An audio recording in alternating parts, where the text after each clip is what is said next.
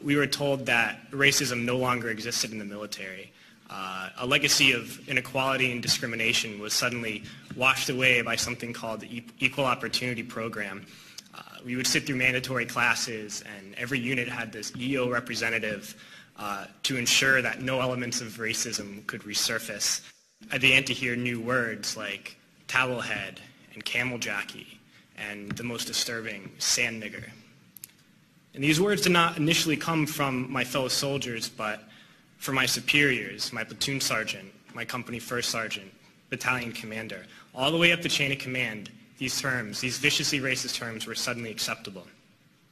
And I noticed that the most overt racism came from veterans of the first Gulf War. And those were the words they used when they were incinerating civilian convoys.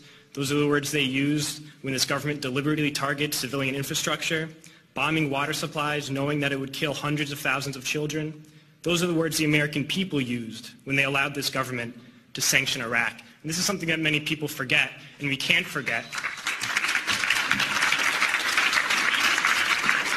is that we've just learned that we've killed over 1 million Iraqis since this invasion, but we already killed 1 million Iraqis in the 90s through sanctions and bombings prior to this invasion. So the number truly is much higher. But when I got to Iraq in 2003, I learned a new word, and that word was Haji.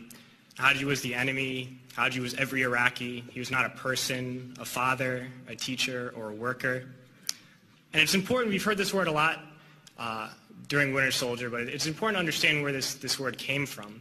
And to Muslims, the most important thing is to take a pilgrimage to Mecca. It's the Hajj. And someone who has taken this pilgrimage is a Haji. And it's something that in traditional Islam is the highest calling in the religion. So we took the best thing for a Muslim and made it into the worst thing.